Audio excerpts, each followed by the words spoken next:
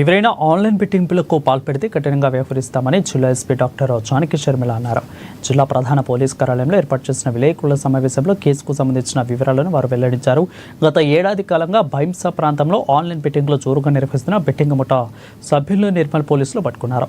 భైంసా పట్టణానికి చెందిన సయ్యద్ ఆజం మీ సేవా సెంటర్ నిర్వహిస్తూ onpalano.com అనే బెట్టింగ్ ద్వారా ఈ కార్యకలాపాలకి నిర్వహిస్తున్నారని తెలిపారు. ఇతను ఫేక్ ఐడి క్రియేట్ చేసి బెట్టింగ్తో వచ్చిన డబ్బులను వేరే అకౌంట్లో వేస్తూ మోసాలకు పాల్పడేవారని అన్నారు.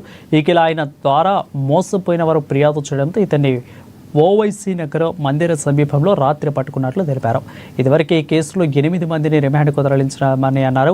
ఇక ప్రస్తుతం వీరి వద్ద నుంచి 16 లక్షల రూపాయలను నగదుతో పాటు 386.38 గ్రాముల బంగారు ఆభరణాలు, అదేవిధంగా 55 గ్రాముల 24 క్యారెట్ల 3 బంగారు బిస్కెట్ల బిల్లలు, అదేవిధంగా 21 ఆస్తి దస్తావేజులు, 3 మొబైల్ ఫోన్లు, ఇక లక్షల విలువ చేసే రోల్డ్ గోల్డ్ వస్తువులు, 8 ATM కార్డులు, ఇక పాన్ కార్డులు, ఆధార్ కార్డులను స్వాధీనం చేసుకున్నట్లు తెలిపారు. ఈ కేసు ఛేదించడంలో చాకచక్యంగా వ్యవహరించిన భైంసా ఎస్పీ అవినాష్ కుమార్, సిఐ గోపీనాథ్ పోలీసుల బృందాన్ని ఎస్పీ అభినందించారు.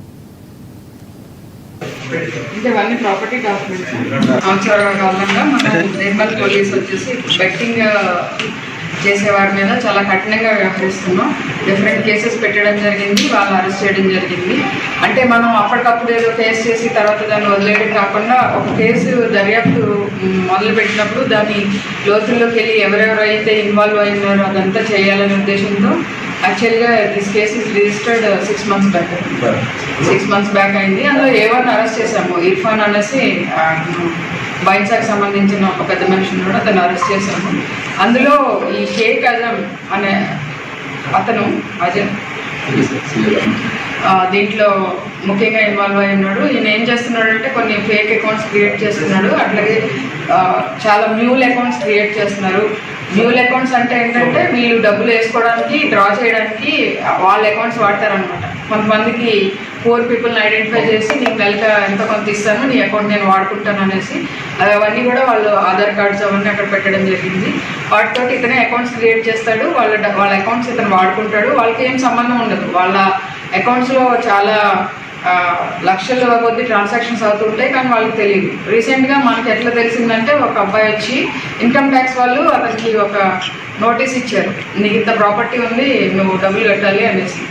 అతను చాలా పూర్ ఆ బాబు. అయితే అతను వచ్చి మాకు కంప్లైంట్ ఇవ్వడం జరిగింది. అసలు నాకు సంబంధం లేదు, ఆ ప్రాపర్టీ ఏంటో కూడా నాకు తెలియదు, నాకు ఇట్లా అయింది అనేసి తెలిసినప్పుడు మన ASP Avinash Kumar, Bhainsa ASP Avinash Kumar IPS తను ఈ బృందానికి నేతృత్వం వహించారు. దీనికి మొత్తం టోటల్ డీటెయిల్గా ఎంక్వైరీ చేస్తే తెలిసింది ఏంటంటే అలాంటి వాళ్ళు చాలామంది ఉన్నారు.